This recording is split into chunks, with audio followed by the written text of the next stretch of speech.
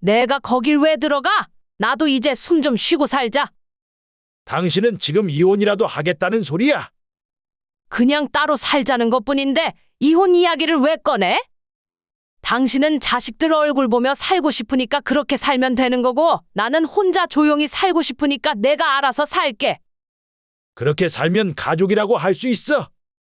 밥 차리기 싫어서 집 나가는 게 말이나 되는 소리냐고. 그럼 당신이 이제부터 혼자 밥 차려서 먹어봐. 몇 달 지나도 똑같은 소리 할 수 있는지 보자. 어차피 나 집도 구했고 앞으로는 여기서 지낼 테니까 그런 줄 알아. 이 사람이 돈 아까운 줄 모르고 당장 계약 취소해. 어차피 나도 내가 벌어서 저축해놓은 돈도 있고 평생 당신이랑 애들 밥 해주고 집안일 해준 거 생각하면 이 정도는 쓰고 살아도 돼. 오늘 이야기 속의 주인공은 66세 김 씨와 그녀의 남편 그리고 자식들에 대한 사연입니다. 김 씨는 평생 밥이라는 말을 지긋지긋하게 여기며 살았어요. 평생에 가장 많이 했던 일을 하나만 꼽으라면 그건 밥을 차리는 일이었습니다. 사실 김 씨는 전업주부도 아니었고 은퇴하기 전까지 결혼 생활 내내 남편과 함께 맞벌이를 하면서 살았어요. 그럼에도 불구하고 남편은 물론 아들과 시부모까지 평생 밥을 얼마나 차렸는지 셀 수도 없을 지경이었습니다. 이제는 김 씨에 이어 남편까지 은퇴를 하고 나니 집에서 삼시세끼를 모두 김 씨가 차려야만 했는데 정말 밥이라는 말만 들어도 진절머리가 날 정도였죠.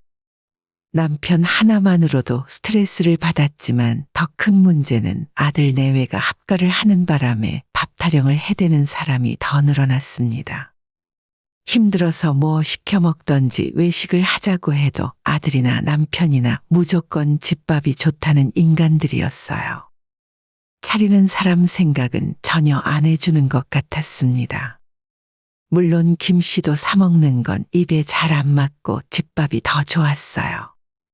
하지만 남이 해준 집밥이 좋은 거죠.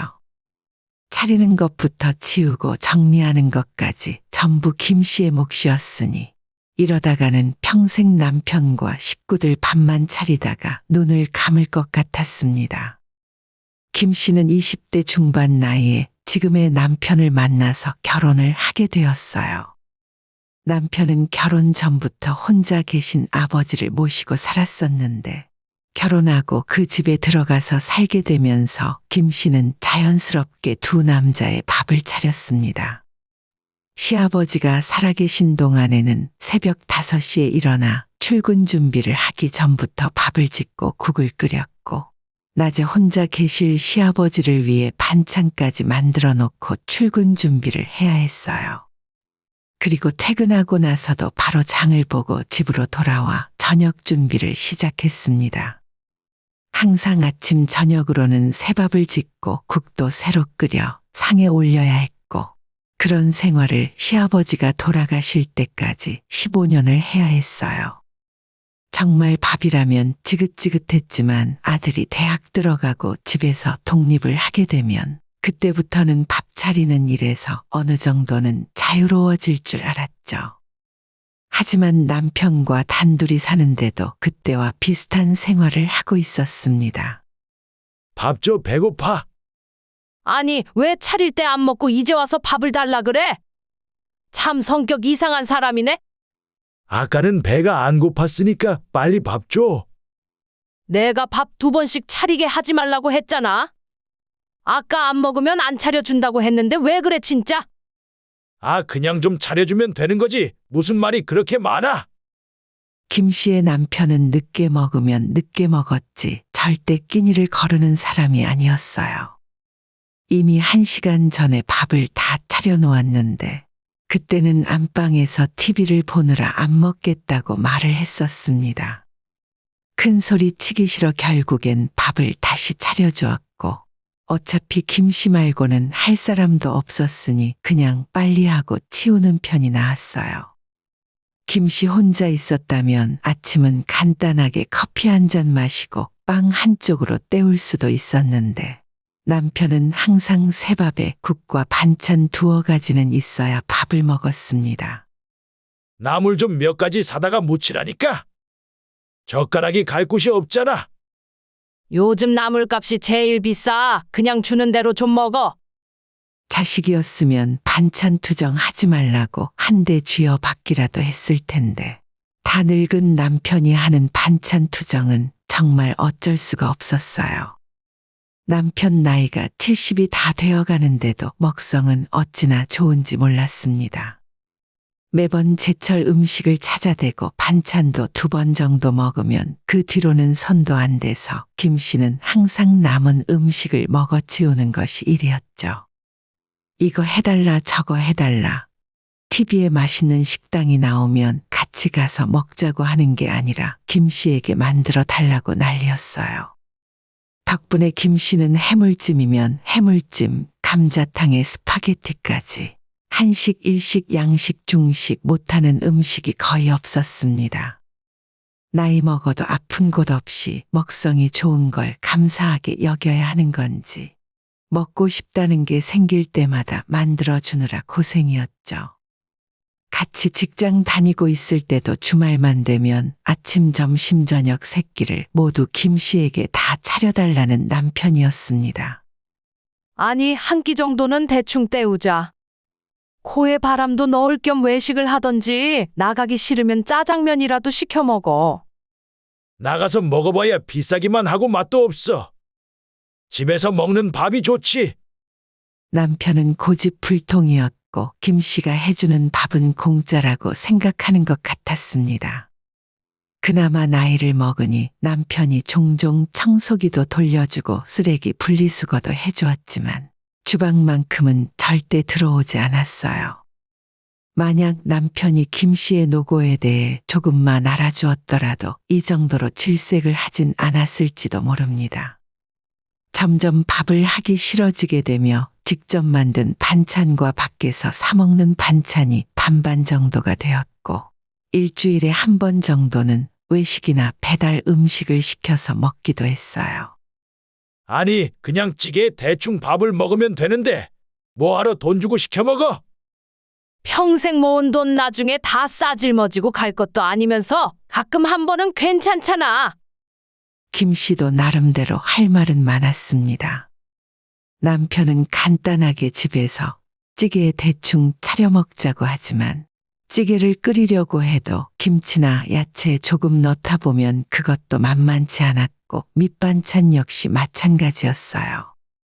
정말 부지런하고 머리를 좀 쓰지 않으면 집에서 차려 먹는 밥이나 밖에서 사다 먹는 밥이 그렇게까지 비용 차이가 나는 것도 아니었습니다. 식재료 가격도 많이 올랐고 자칫하면 냉장고 안에서 유통기한이 지나버리는 일도 다반사였기 때문에 살림하는 입장에서는 신경 쓸 일이 많았죠.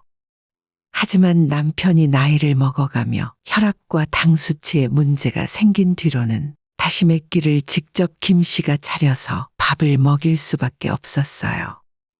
남편이 아프게 된 이후로는 밖에 나가서 밥을 먹자는 말도 할 수가 없었습니다. 이제는 둘 다 은퇴를 한 상황이라 아침, 점심, 저녁 세 끼를 모두 집에서 해결을 해야 하는데 그 와중에 입맛도 까다로운 남편은 한두 번 먹은 음식에는 손을 대지 않아서 김 씨는 정말 스트레스가 이만저만 아니었죠. 그래도 남편의 건강을 생각해서 몸에 좋다는 음식을 찾아서 만들어주곤 했었는데 김 씨의 시련은 여기에서 끝이 아니었습니다. 엄마, 저희 집 빼려고요. 저희 집 빼고 엄마랑 같이 살아도 되죠? 갑자기 그게 무슨 소리야? 돈도 아끼고 저희 애도 아직 어려서 낮에 봐줄 사람이 필요하거든요. 마침 다음 달에 전세 계약 끝나는데 집주인한테 그냥 집 뺀다고 말했어요. 그래도 한 집에서 같이 살면 불편하지 않겠니? 저희는 괜찮아요. 아빠도 좋다고 하셨거든요. 아들이 뜬금없이 김 씨의 집에 들어와서 살겠다 하더라고요. 한 번도 생각조차 해본 적 없는 일이었는데 남편은 그 말을 듣자마자 바로 좋다고 동의를 해버린 상황이었습니다. 왜? 아들 며느리랑 같이 살면 좋은 거 아니야? 어차피 당신 낮에 할 일도 없는데 손주도 봐줄 수 있고. 김 씨는 현실적으로 힘들 것 같아서 고민이었지만 남편뿐 아니라 아들과 며느리까지 합세해서 밀어붙이니 김 씨는 말도 한번 제대로 못 해보고 합가를 하게 되었어요. 그리고 그 선택을 얼마 못 가 후회하게 되었습니다. 김 씨는 좀 더 완강하게 거절했어야 한다고 땅을 치고 후회했어요. 맞벌이하는 아들 부부가 합가를 하게 되면서 대부분의 집안일과 손주를 돌보는 일까지 모두 김 씨가 떠안게 되었으니 말이죠. 미리 예상을 하지 못한 것도 아니었지만 강하게 거부하지 못한 김 씨의 탓도 있었습니다.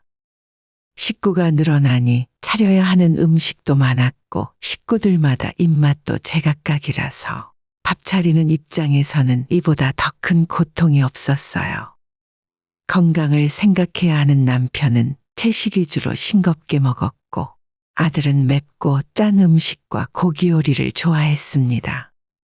그 와중에 며느리는 생선 종류를 아예 먹지 못했는데 세 사람 모두의 입맛을 맞추기 위해 김 씨는 반찬을 만들다가 스트레스를 심하게 받았죠. 똑같은 반찬을 만들 때도 남편을 위해 간을 하기 전에 따로 빼둬야만 했고 하루 종일 밥을 하다 보니 김 씨는 입맛도 사라져버렸어요. 김 씨 역시도 평생 직장 다니며 돈을 벌었고 젊었을 때는 시아버지 수발을 드느라 힘들었는데 나이 먹어서까지 아들과 며느리 뒷바라지를 해줘야 하는 본인의 신세가 처량했습니다. 차라리 예전에는 나가서 사회생활이라도 했었는데 이제는 하루 종일 식구들 밥 차리는 기계가 된 것 같은 기분이었어요. 가끔은 내가 왜 이렇게 살아야 하는지 우울증에 걸린 것 같았습니다. 근데 반찬을 좀 더 다양하게 해줄 수 없어? 이거 며칠 전에 먹었던 건데. 그 이상으로 더 어떻게 해? 다른 반찬 많잖아. 이미 밥상 위에 올라와 있는 반찬의 가짓수만 10가지는 되었어요. 그런데도 반찬 투정을 해대는 남편을 보며 어처구니가 없었습니다. 그러지 말고 색다른 것 좀 해줘. 당신 음식 잘하잖아. TV 보면 맛있는 음식 많던데. 왜 맨날 똑같은 반찬만 먹냐 이거야? 남편의 말에 김 씨는 밥 먹던 숟가락까지 내려놓았어요. 그냥 입 다물고 먹으면 안 돼. 세 사람 입만 맞춰서 밥 차리는 게 쉬운 일인 줄 알아? 한 끼 밥상 차리려 해도 한두 시간 주방에 서 있어야 해. 먹이면 다 내가 치워야 하고 그렇게 치우고 나면 바로 다음 끼니 준비해야 하는데 나는 밥 주려고 태어난 사람이야? 나도 좀 쉬자. 아니, 갑자기 왜 성질이야? 갱년기도 이미 다 지났으면서. 김 씨의 울분을 고작 갱년기라는 단어 하나로 치부해버리는 남편이 야속했어요. 시아버지까지 모시고 살면서 새벽같이 일어나 밥 차리고 출근하는 것이 당연히 김 씨가 해야 하는 일로 생각했던 남편이었습니다. 하지만 이 집안의 가정부도 아니고 다 늙어서까지 밥을 해다 바치는 인생이란 너무나도 괴로웠어요. 남편이 갱년기 이야기를 꺼낸 뒤로 김 씨도 지금 자신이 갱년기가 아닐까 하는 생각이 자꾸 들긴 했습니다. 뭘 해도 의욕이 없고 입맛도 전혀 없었는데 머릿속까지 복잡하고 우중충했죠. 그냥 확 사라져버리고 싶었지만 그런 김 씨의 속도 모르고 남편은 얼굴만 마주치면 밥을 내놓으라 성화였습니다. 밥 줘, 밥 시간 지났잖아. 아, 오늘은 그냥 짜장면 먹어. 무슨 또 짜장면이야? 사람이 밥을 먹어야지. 밥 차릴 것도 없는데 그냥 한 끼는 시켜 먹자. 그러자 그 말을 들은 아들도 한마디 거들었어요. 아, 엄마가 얼큰하게 끓여준 감자탕이 먹고 싶은데 엄마 감자탕이 제일 맛있더라.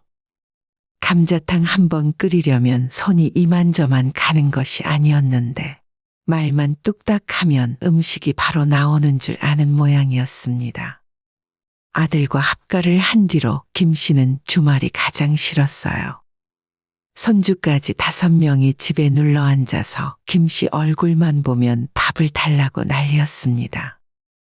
출출한데 김치전이나 부쳐 먹을까? 맞다. 엄마 김치전 몇 장만 부쳐줘요.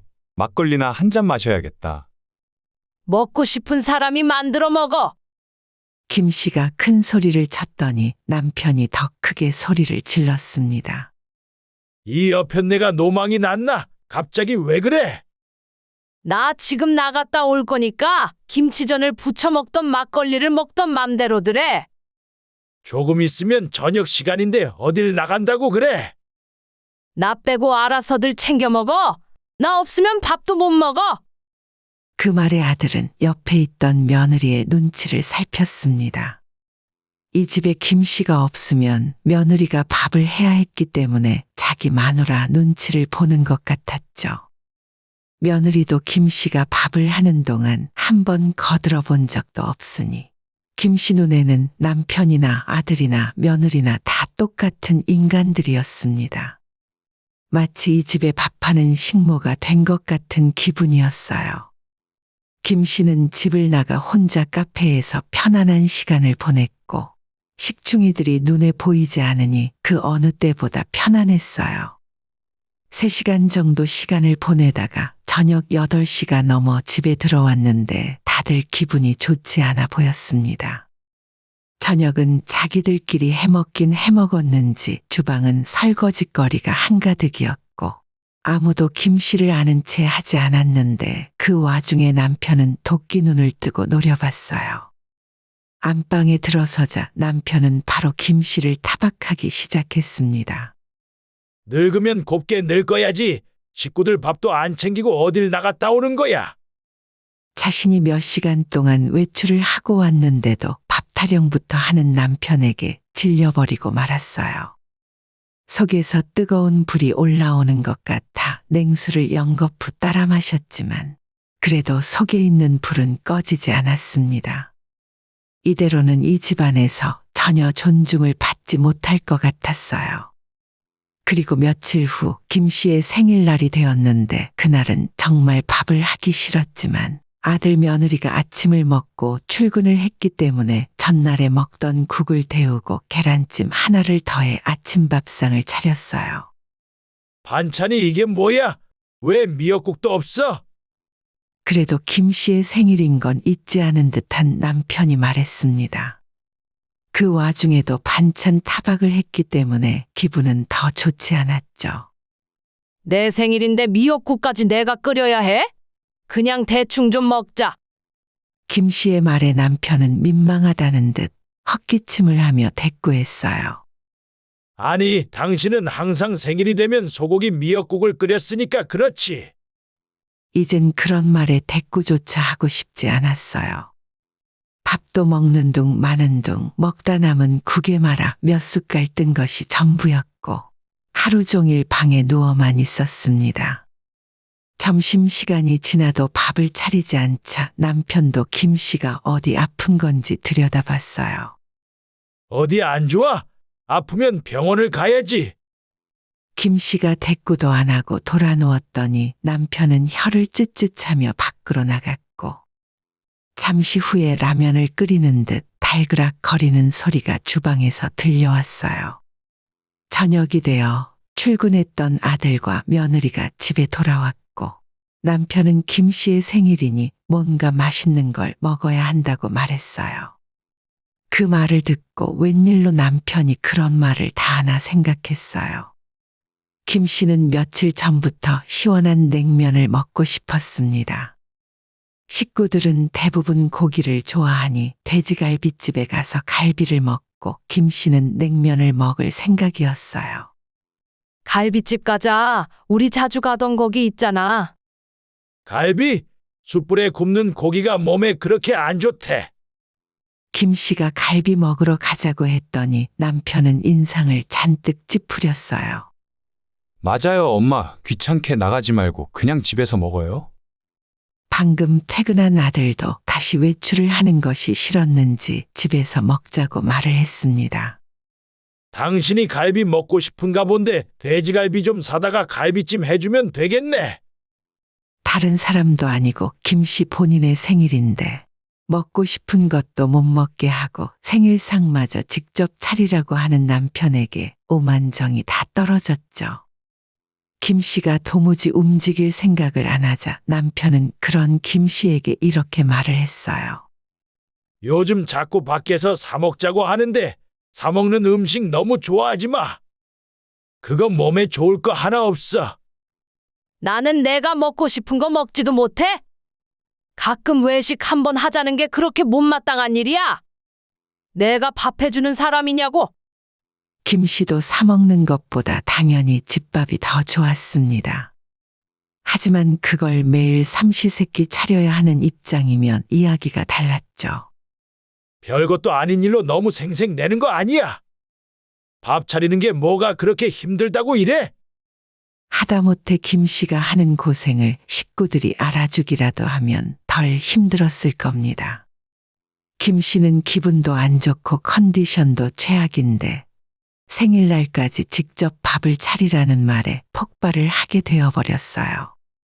이런 식구들에게 정이 뚝 떨어졌고 가족들을 위해 희생하는 마음으로 참고 살았지만 이제는 결단을 내릴 때가 되었습니다. 앞으로 10년, 20년 넘는 시간을 이렇게 밥만 차리며 살 수는 없었어요. 다음 날 아침 일찍 일어나 김 씨는 여행 가방을 간단하게 꾸리기 시작했습니다. 거실에서 TV를 보던 남편이 들어와 지금 뭐 하냐고 물었죠.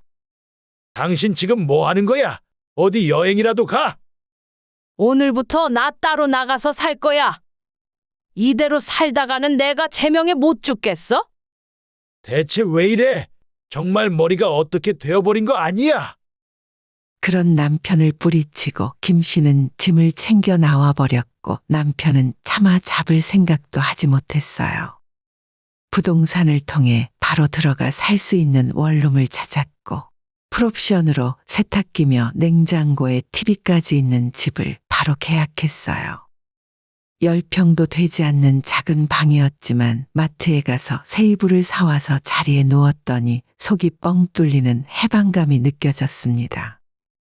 그런 김 씨의 기분과는 다르게 핸드폰이 불이 날 정도로 울려댔고 몇 시간이 지나서 김 씨는 남편의 전화를 받았어요.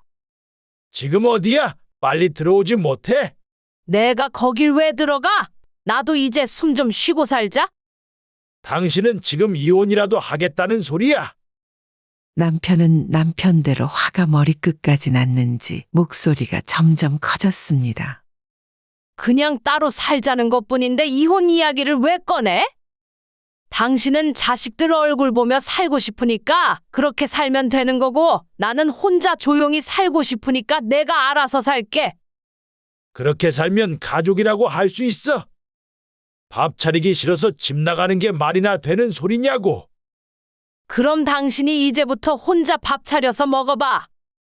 몇 달 지나도 똑같은 소리 할 수 있는지 보자. 어차피 나 집도 구했고 앞으로는 여기서 지낼 테니까 그런 줄 알아. 이 사람이 돈 아까운 줄 모르고 당장 계약 취소해. 어차피 나도 내가 벌어서 저축해놓은 돈도 있고 평생 당신이랑 애들 밥 해주고 집안일 해준 거 생각하면 이 정도는 쓰고 살아도 돼.